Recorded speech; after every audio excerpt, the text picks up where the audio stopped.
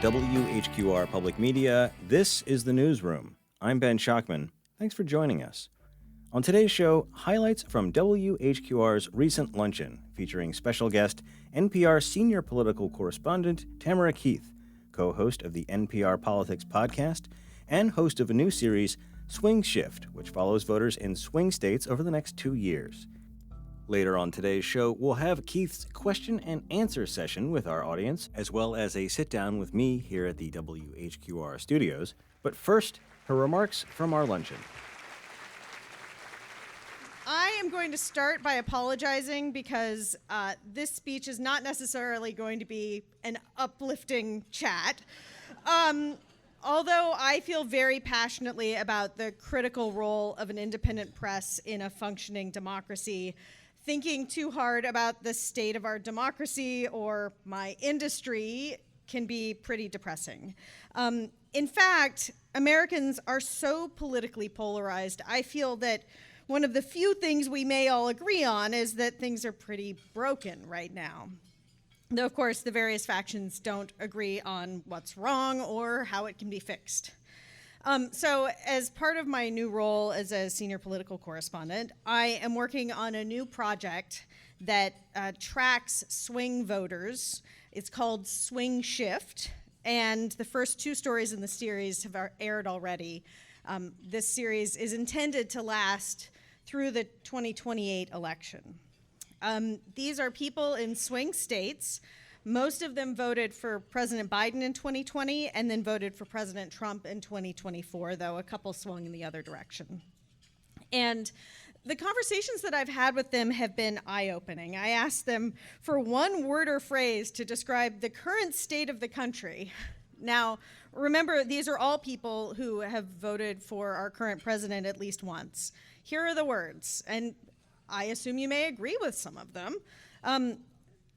Current state of the country: self-loathing, hot mess, divided, 3 people said that, chaotic, 2 people said that, floundering, out of control, hopeless. And that's where we are. Americans are in a sour mood, and arguably we've been this way for at least the last decade. I served as NPR's White House Correspondent from 2014 until about 3 weeks ago.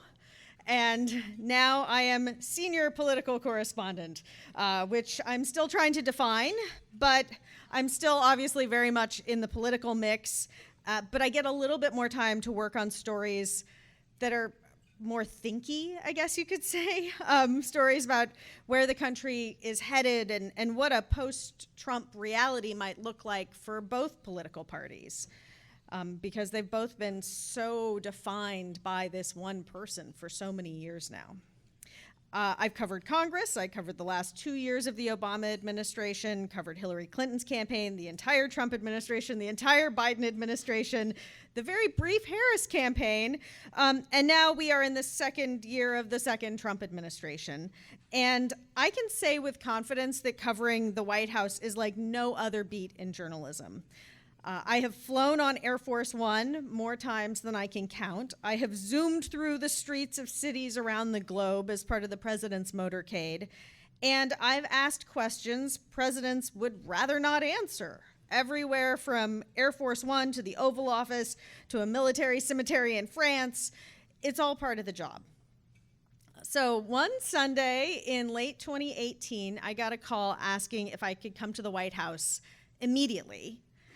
And I was still in my running clothes, but you don't say no when you get an urgent call like that. So Lululemon and all, I went to the White House.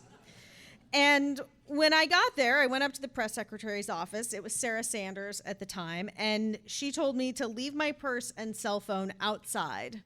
This was sensitive. The president would be going to Iraq, leaving late Christmas night. I would be one of 13 journalists along for that surprise trip. Wherever the president goes, there are 13 journalists on the plane.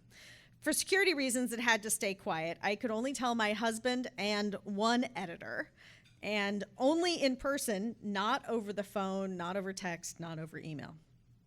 The secrecy around this trip was similar to how previous White House staffs have handled surprise trips by other presidents, including George W. Bush and Barack Obama when they went to Iraq and Afghanistan. So I went home and I told my husband that we would have to postpone our family vacation for a day. Oh, and I was going to Iraq and leaving him with our 2 kids, who were at the time 6 years old and 8 months old. And he couldn't tell anyone what was going on, including the grandparents who were expecting us to show up. We all met on Christmas night at Joint Base Andrews. We entered through a side gate. We handed over all of our electronics and boarded Air Force One in total darkness. Normally, that iconic plane is waiting on the tarmac, but this time it was in an aircraft hangar with the shades drawn. The flight essentially took off from inside the hangar, reducing the chances that anyone would be tipped off to our secret trip. And when we landed at Al-Assad Air Base in Iraq, it was totally dark once again, and we were guided by glow sticks on the tarmac to a tent where the president received a national security briefing. Later, he greeted troops and delivered a rally-style speech. All told, we were only there for about 3 hours. And it was only as we were leaving that we were allowed to report that the trip had happened at all. The president came back to the press cabin on the plane after we were up in the air and thanked us for keeping it a secret and for being willing to fly into such a dangerous place with him. And in public remarks, he is still talking about how brave he was to take that trip. But in my mind, I wasn't brave. There were U.S. service members stationed there at that airbase, and I was just doing my job, which is to go where the president goes, to be the eyes and ears for the American people. And that access that I have had for the past dozen years as a member of the press pool means that I have an obligation to ask important news of the day questions and to try to get answers, which means following up and pushing for an answer, even if the president, whichever president, finds that annoying or inconvenient. And no president has uniformly liked their press coverage. Generally, they hate it. They hate us. They don't all say it out loud. But they accept that an independent press is one of the key pillars of American democracy. A free and independent press holds leaders accountable. That sunlight forces them to be better, to do better, to be able to explain their actions to the American people. Recently, during a meeting with his cabinet, I pressed President Trump on what he intended to do about the enriched uranium still in Iran. He mocked the question, but then he inexplicably apologized and said I seemed like a friendly reporter. At a time when journalists are regularly and very personally attacked by the president as fake news and enemies of the people and dumb and low IQ, it was almost unsettling for him to be nice. And I think this was based purely on my facial expression at the moment. I must have been smiling when I asked about the uranium.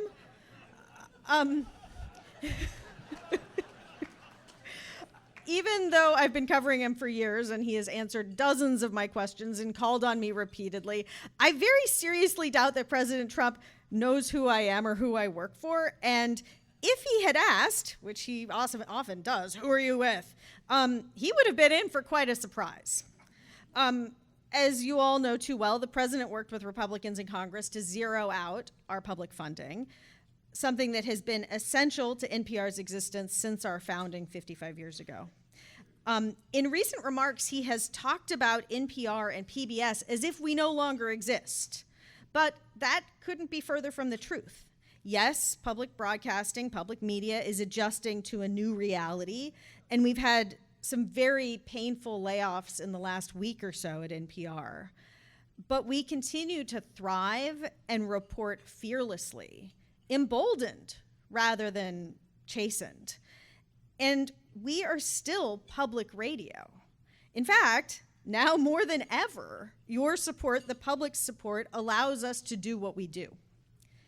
And the attack on public broadcasting does not come in isolation.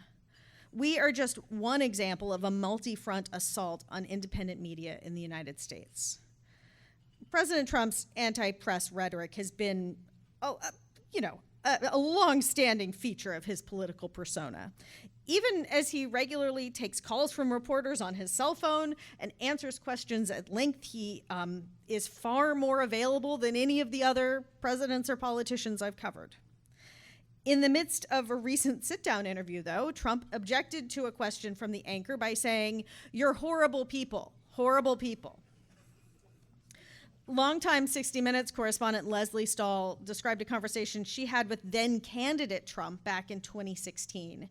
She asked him why he endlessly attacked the press, said, "This is getting old." This was during an informal conversation, so there isn't a recording, but she quoted him as saying, "I do it to discredit you all and demean you all, so when you write negative stories about me, no one will believe you." And in our current environment, where social media algorithms feed people completely different realities, Trump has had quite a bit of success at getting supporters to believe him over all else. But in this second term, attacks on the press aren't just name-calling. He has, in his personal capacity, sued ABC, CBS, BBC, The Wall Street Journal, and The New York Times because he objected to their coverage, and he has threatened others. The White House kicked the Associated Press Newswire out of the White House press pool because of an editorial decision, and the administration demanded that media outlets clear their reporting with the Department of Defense, now the Department of War, if they wanted access to the military headquarters building. They're now making spokespeople, the office where the spokespeople work in the Pentagon, a secure facility so that reporters can't get to them. The spokespeople.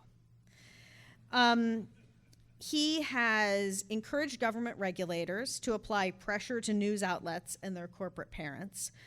This means that the full weight of the federal government is coming down on the president's perceived enemies in the press.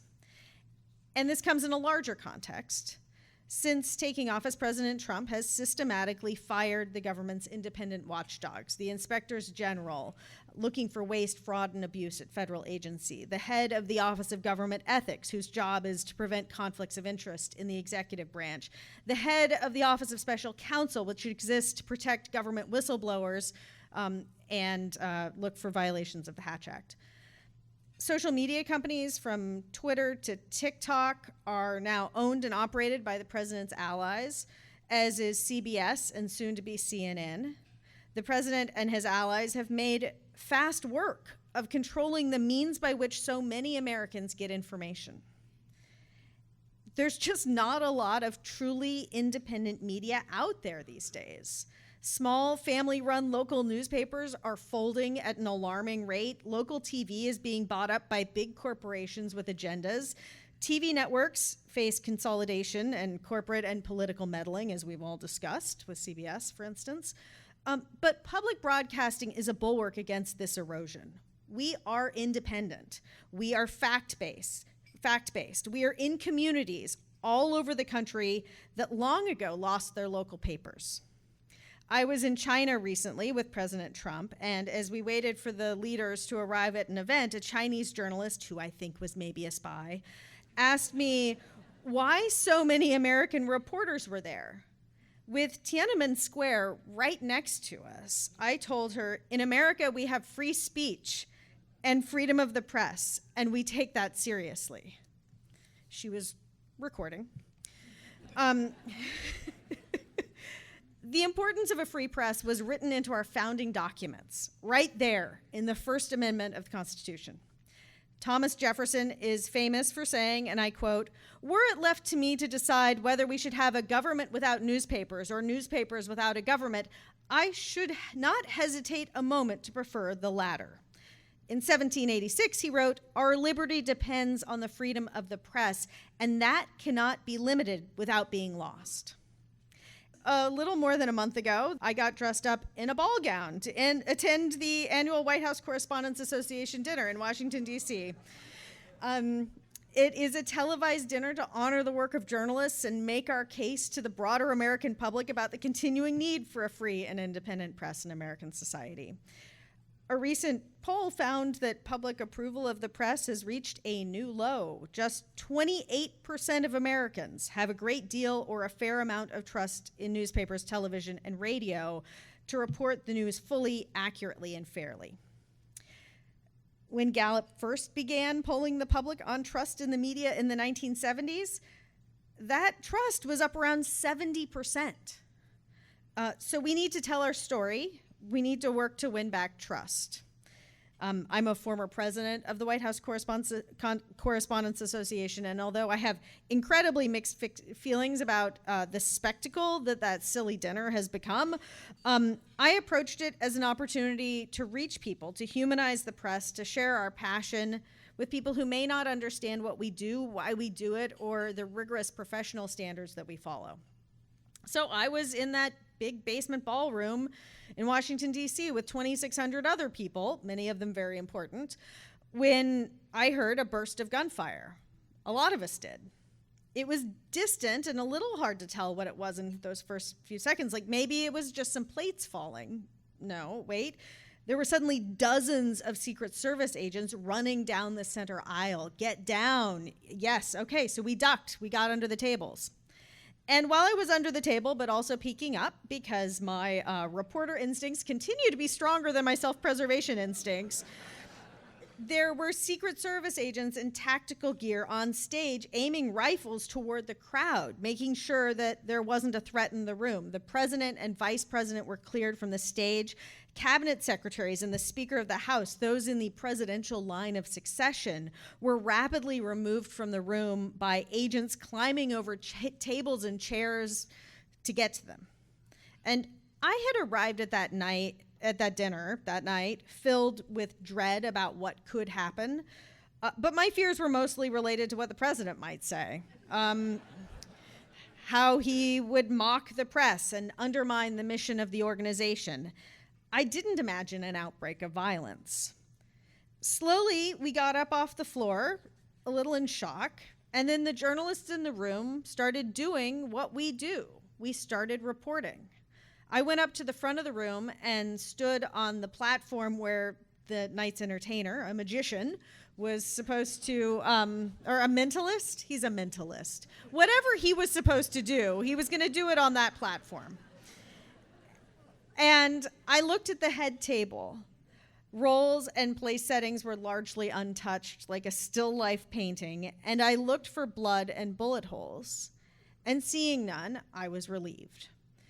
We eventually pieced together what happened. There was a gunman who ran past a security barrier 1 floor above the ballroom, headed toward the stairs down to where we are. He fired on a Secret Service officer. The officer fired back. That was the rapid gunfire I heard. And the gunman was quickly tackled and arrested and now stands charged with, among other things, attempting to assassinate the president. We were all safe. He hadn't actually gotten as close as we had feared.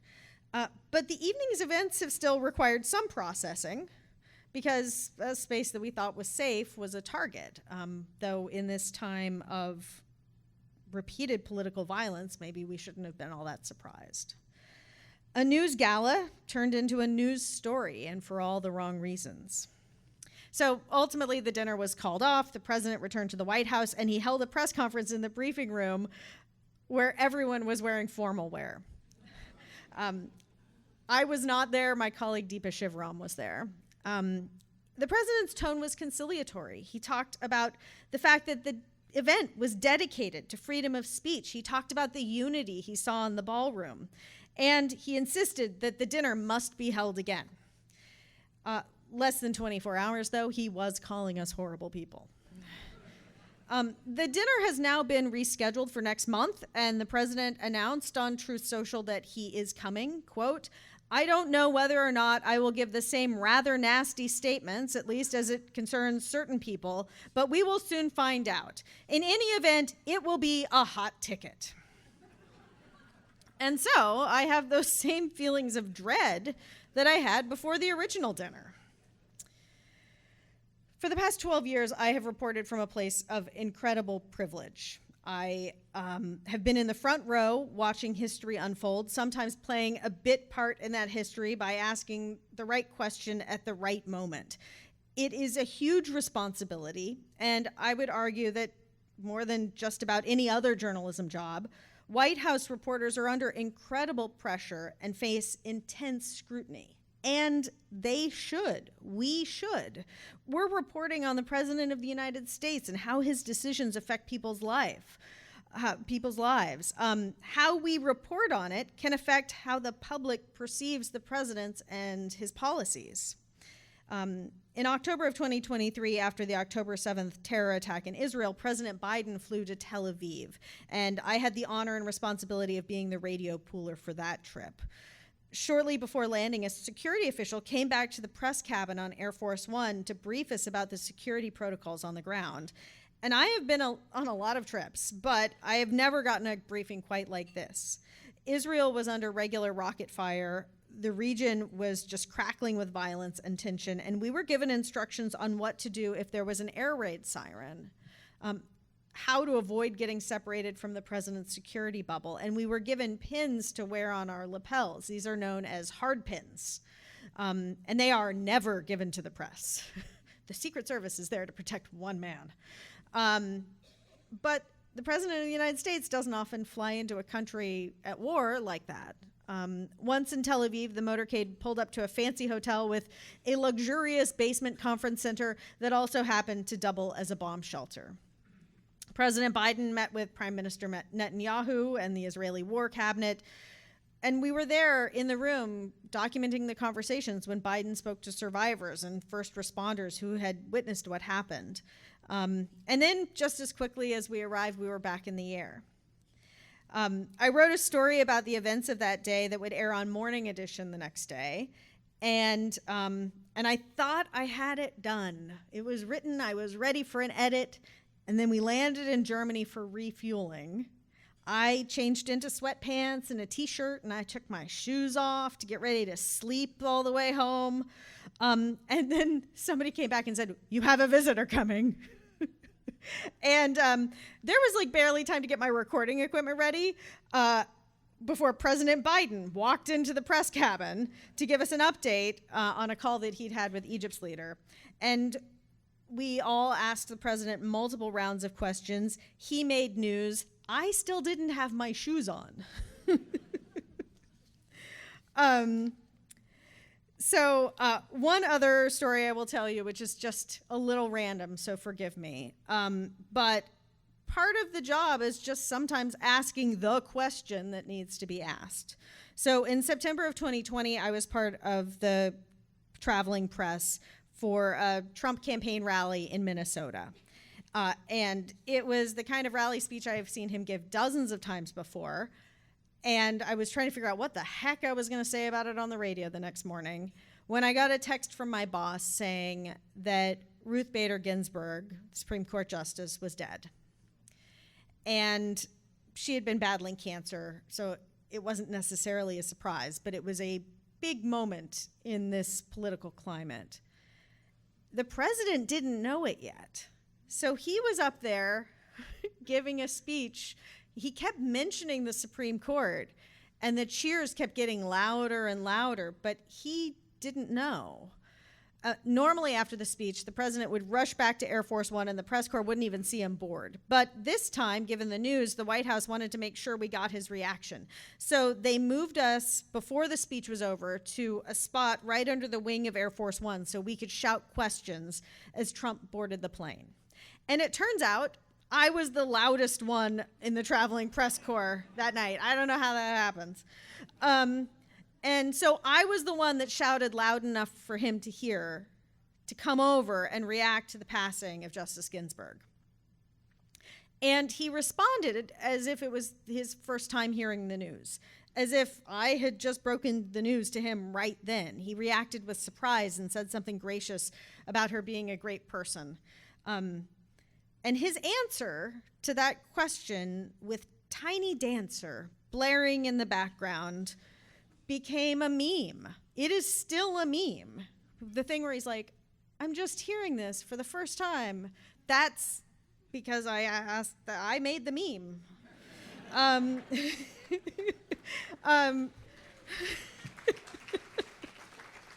But obviously someone needed to ask the question, and it just happened to be me.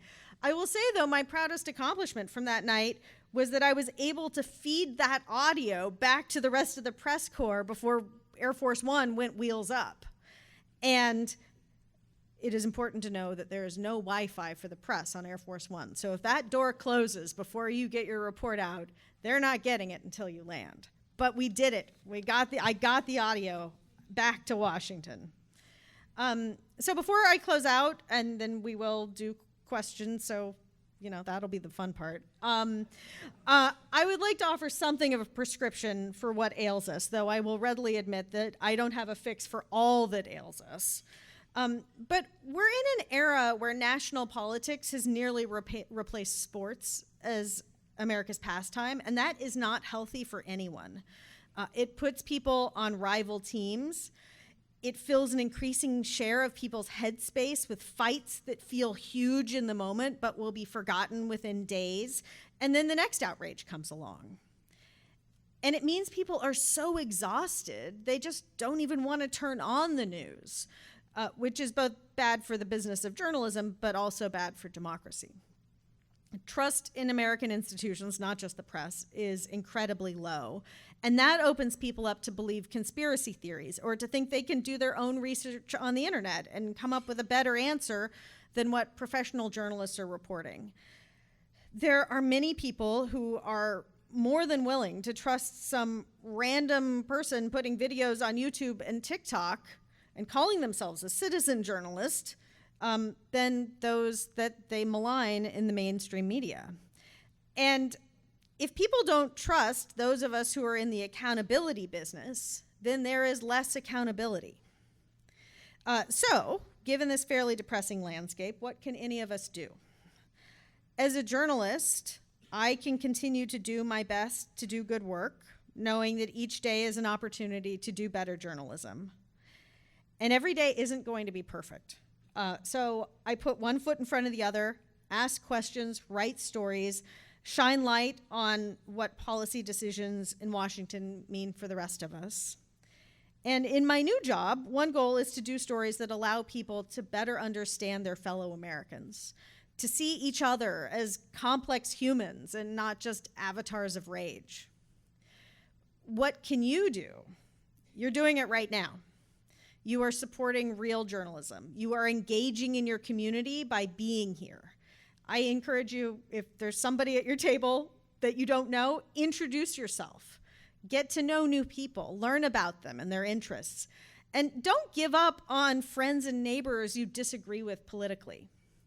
Find another way to relate to them. When you hear an amazing story on WHQR, tell people about it.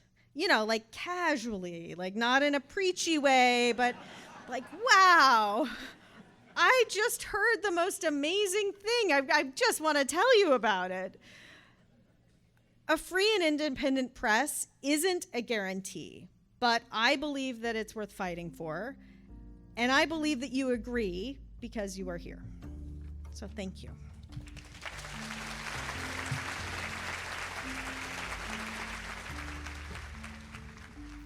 Up now, NPR senior political correspondent Tamara Keith, our guest at this year's WHQR luncheon, takes questions from our audience, with WHQR board member Rob Zappel as moderator.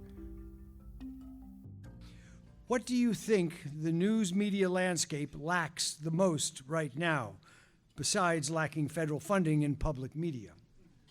I think that, I'll keep this short, but I think that local in-depth reporting is something that is incredibly important and is really hard to come by.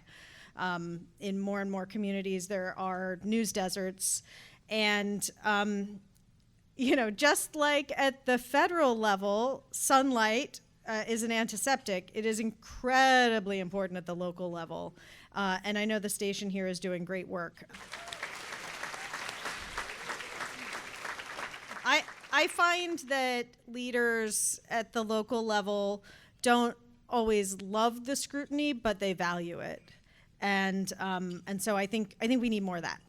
Who is the most rewarding interview experience you've had, or the most disappointing interview?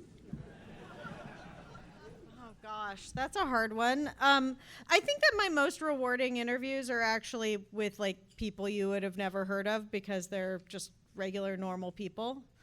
Interviewing politicians is like sort of more like a jousting exercise than a real conversation, and I just really enjoy interviews where I can learn about people and what's driving them. Do you see the current risk of the FCC exerting editorial influence on NPR? Well, they are certainly coming after ABC and its stations that it owns to try to punish it for having The View on television. ABC is fighting back and challenging it on First Amendment grounds. Which is, it's a positive development. Fighting back instead of settling or just rolling over is a very positive development from corporate media.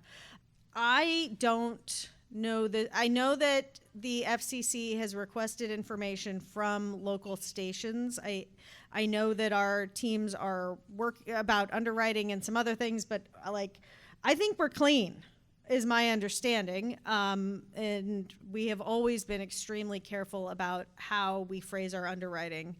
So I hope that goes nowhere, but we are not afraid of the FCC. However, we do annual training about what words not to say. And we do run those words past lawyers on a regular basis at NPR. We're very careful, but so far it has not been an issue that has affected us. Given all the changes in media landscape, how do you think journalism and communications programs should change to better prepare students for careers and encourage them to pursue careers in journalism? That is a great question. The answer is too long. But I think, first off, I absolutely believe that going into journalism is a noble career that should be encouraged, even though we also know it's a pretty tough career. And I think one of the best things that schools could teach budding journalists is to teach them about the business side of journalism. Not business reporting, but on how journalism institutions can thrive and how funding works and how to run a business. Because I think ultimately the direction we are headed, I hope, is more hyper-local news, more small outlets created by young people with passion. And so I think part of that education needs to be like, how do you do this in this new environment? What's it like to be in the room when Trump puts down a female reporter and the room is silent in response? Unfortunately, we don't have 2 hours. I did a conversation with Scott Detrow on All Things Considered about this yesterday, and then afterwards I sent a note to the producers and was like, hey, let's do it again, but longer.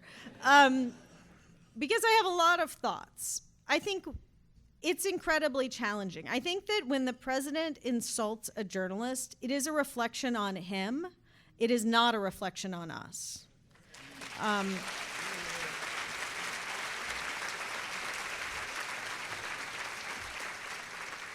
And I think that, there could be more behind the scenes advocacy, but honestly, he's 80 years old. He's not going to change. This is a fact of who he is.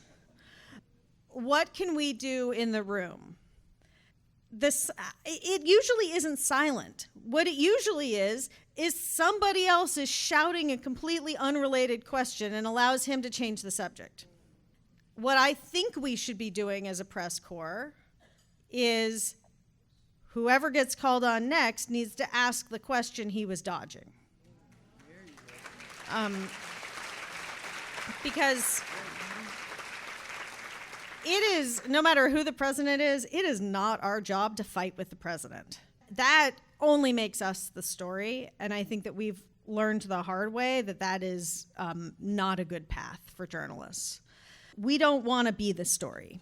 In the moment, it's not going to work to fight with the president. The best thing we can do is hold him accountable and try to make him answer. Now, the problem right now is that the White House has exerted an incredible amount of control over who gets access to the president. So we talk about the 13-member press pool. 4 of them are photographers. So they're not going to ask questions. Another 2 are TV, camera, and sound. So they're not going to ask questions. So now we've got 7, okay, who are going to ask questions. I think that's the math. Nope, it's 8. No, whatever. I'm not going to do the math. That's not why I got into journalism. So there aren't that many people in the room who are going to be there to ask questions. Well, the White House has basically commandeered the process, and they are packing the room with people who are very favorable to the president, who will ask him things like, "Oh, what's your workout routine? You look so healthy." Or like, "How terrible is the mainstream press, sir?" Or like truly wild questions that are not really hard-hitting. And so what happens is you're in this room, there's only a few journalists who are like going to ask the hard questions. He insults one of them, and then he calls on somebody who's going to ask him about his favorite color.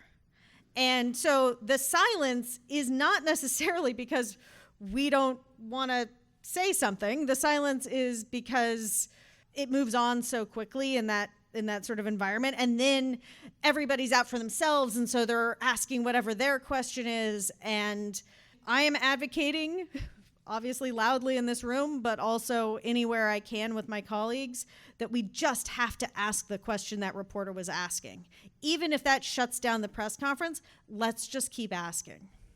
After a long day of reporting, what do you do that helps you keep a positive mindset? Politics is my job. It's not my hobby. And so I try not to think about it when I get home. I try not to think about work when I get home. I mean, like, good luck with that. Like, it keeps intruding, but I try. And I exercise, and I go running with my friends or lift weights or anything that can, keep me balanced and healthy and all of that. I'm not a heavy drinker. That's not how I do it.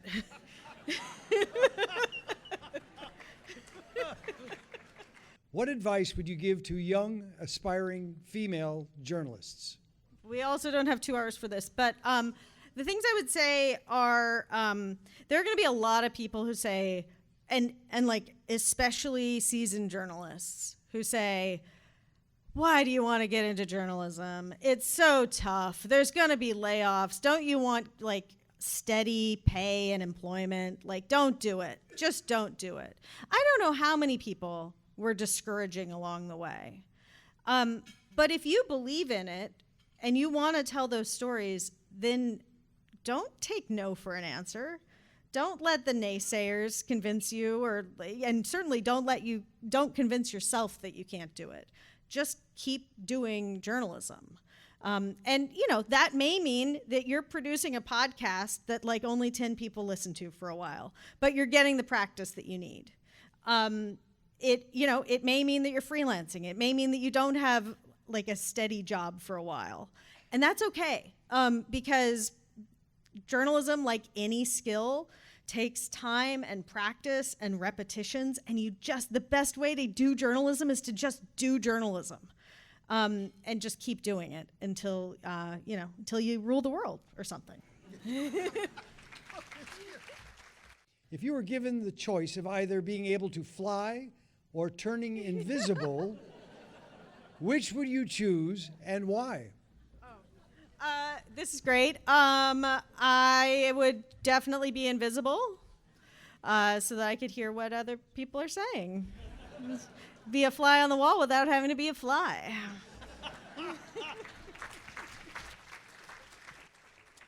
What brings you hope in these challenging times? I had something that was giving me hope the other day, and now I can't remember what it was.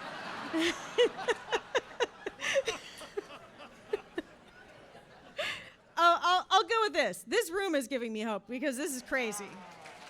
There are so many people here. Does NPR still have access to all press conferences, such as State Department, Defense, White House? Do you see a difference in the procedures? So we definitely have access to the State Department, though Marco Rubio is basically not doing press conferences, and they're doing mostly off the record briefings with the press, but yes, we have that access. At the White House, we still have our booth in the basement and our seat in the briefing room. We have access to, everything. For whatever reason, and I can't explain it, the White House has not interfered with the radio pool. They've interfered with a lot of things, but they haven't interfered with the radio pool. The second they do, we're out, but they haven't. So I'm actually shocked that we've lasted this long. But yeah, we have access to everything that you would need. And then at the Pentagon, I'm very confused about the situation there, but almost no one has access at this point. We turned in, our Pentagon correspondents turned in their press badges when the Pentagon put in place that policy demanding pre-clearance on stories. So does that mean we're not covering the Pentagon? Absolutely not. We are definitely still covering the Pentagon. But when the front door closes, you find other ways. With the withdrawal of the government support for public media and the collapse of CBS News, where is the news media in general headed?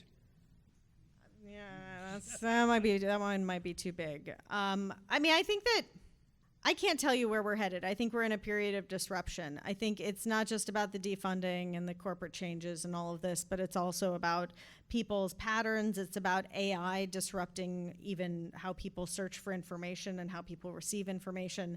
Like these, the people I've been interviewing for Swing Shift, I've been talking to them at length about where they're getting their information and where they get their news and many other questions. But they are telling me names of podcasts that they're listening to or journalists that they read, and I have to look them up because I've never heard of them before. And one of the guys was like, "Well, I just think you're in a different algorithm than I am." And I hope that we get back to a place where we have a shared set of facts and a shared identity. I do think that there is a growing backlash against AI, that kids are playing hacky sack. Like, I think there is a real hunger for things that are tactile and real. And my hope is that when people are looking for something that is real, they will come to public radio where we are very real. We are real people who are, with you when you're in your kitchen and in your bathroom and in your car, wherever you are listening. We don't all sound like very serious news people with big booming voices. We all sound like ourselves. And I hope that when people look for authenticity, they will find us.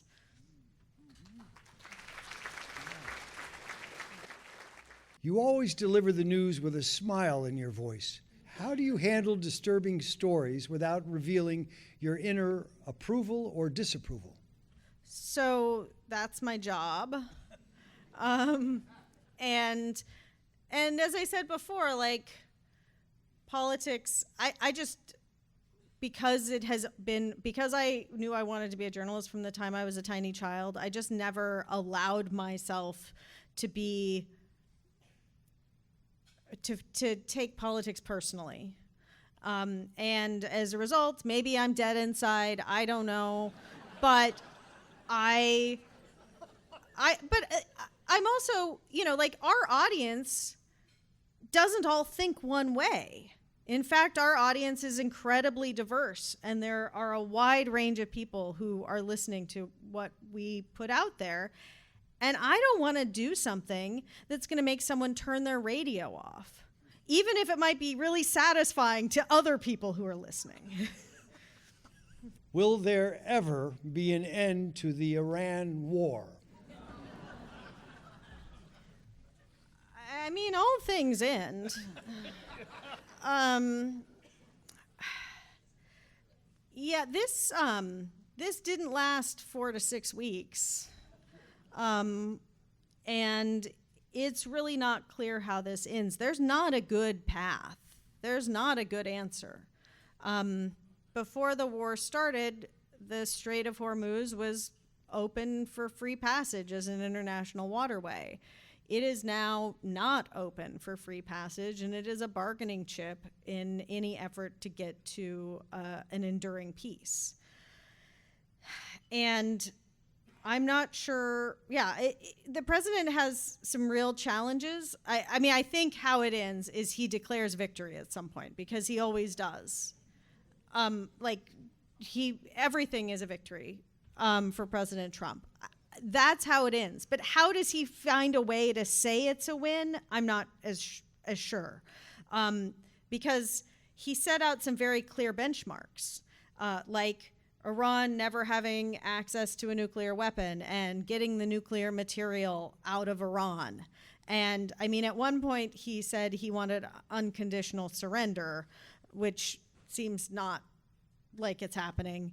But, he also talked about regime change. And so which of those things can you get? I mean, ultimately, it probably looks like some sort of negotiated settlement that includes like inspections of Iran's nuclear program and some agreements not to make a weapon. But it may ultimately look a lot like where things were 10 years ago. Our last question for today.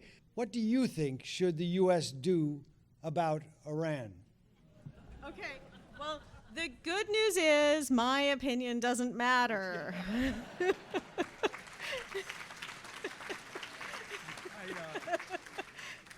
Yeah, I think, let's just leave it there.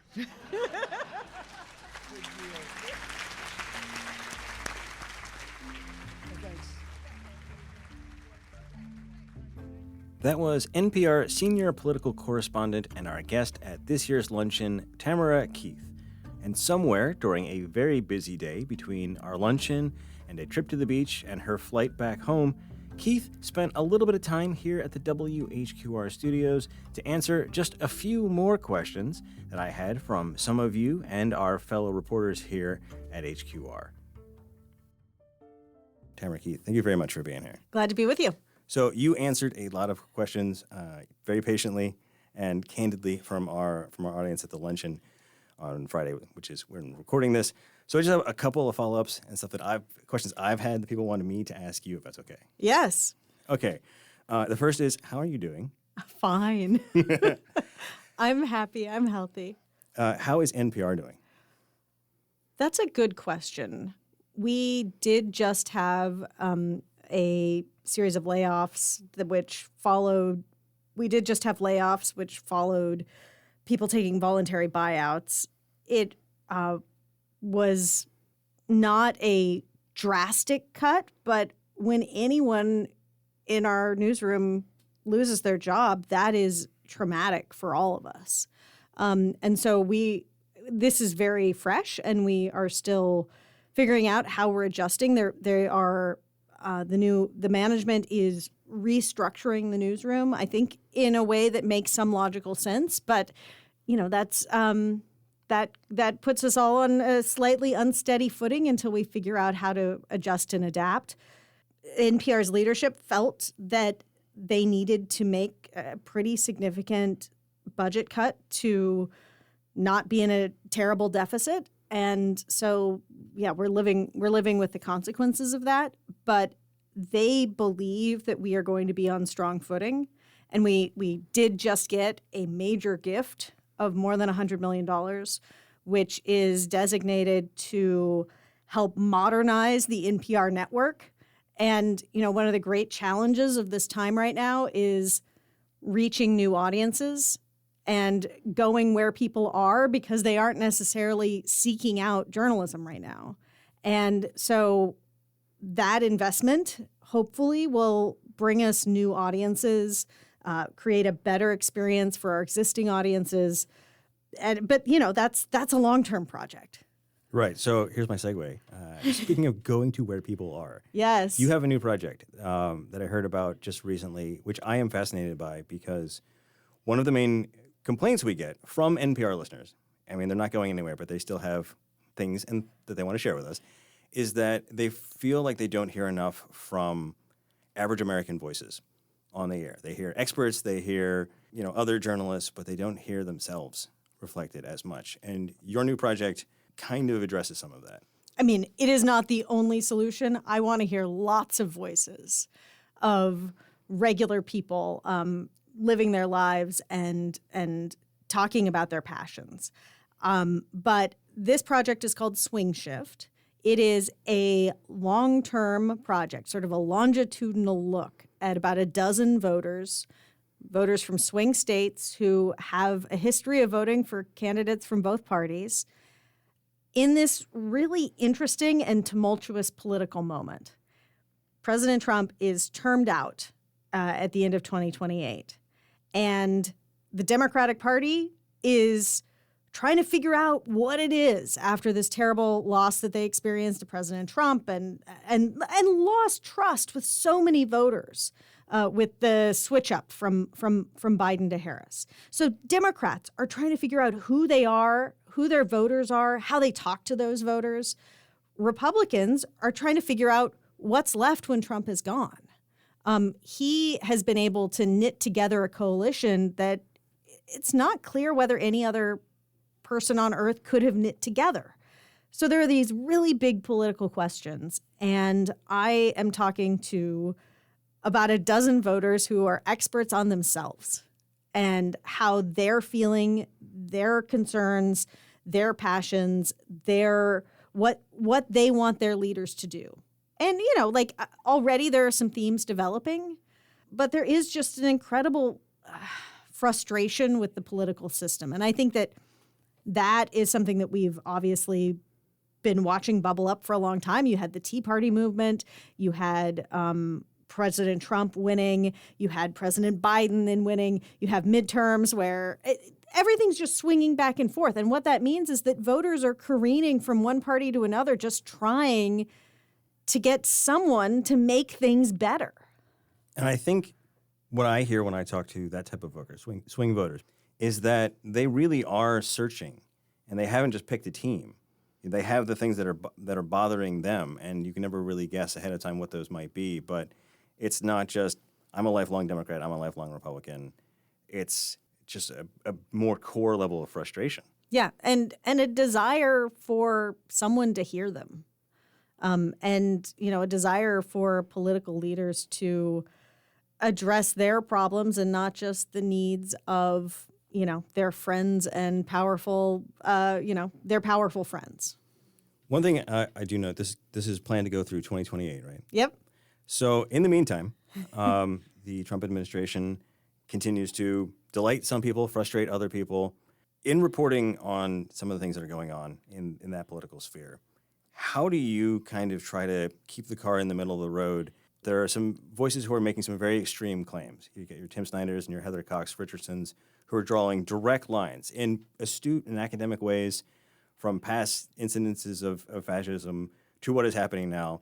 You also have people who say there's nothing to see here. How do you try to find the way through the woods there?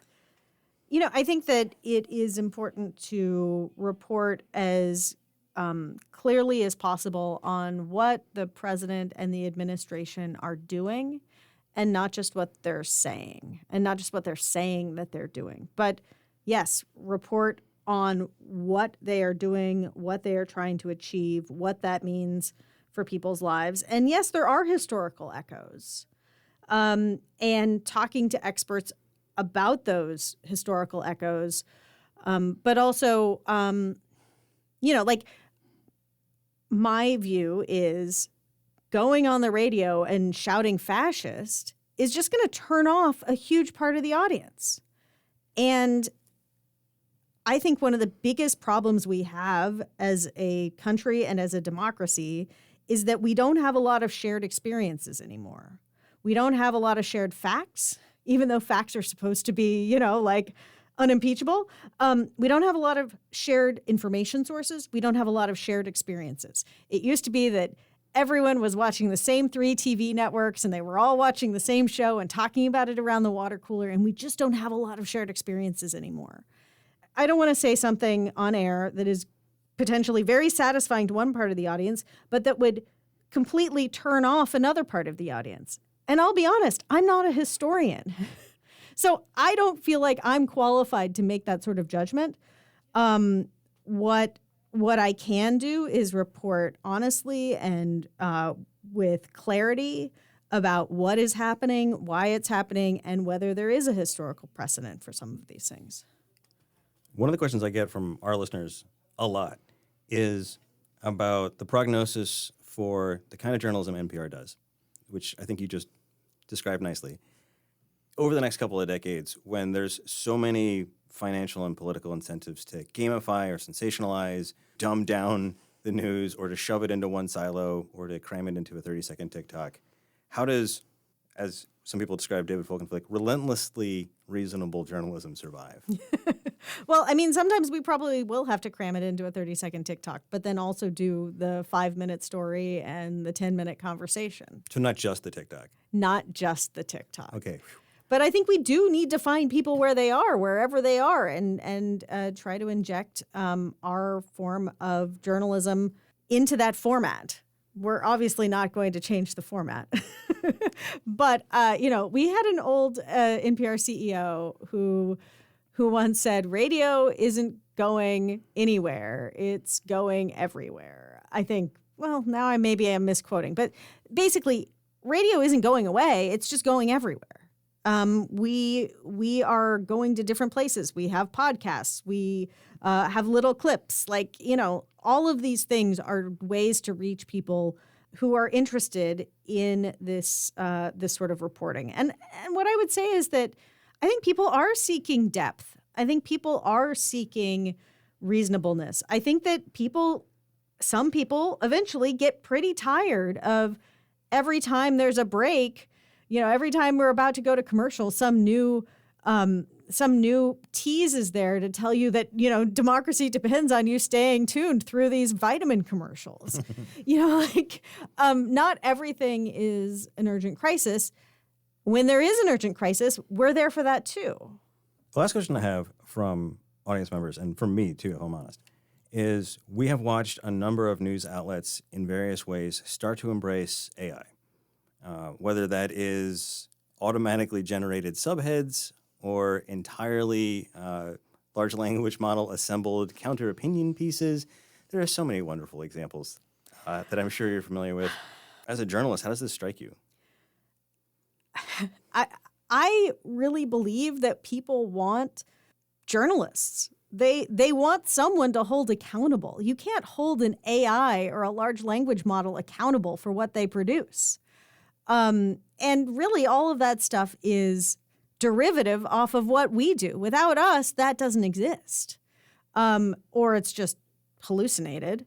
So in terms of at NPR, we sometimes have used AI as a journalism tool. That is to filter a huge amount of data, for instance, or to search the web for events that candidates are holding in these 8 states that we're following.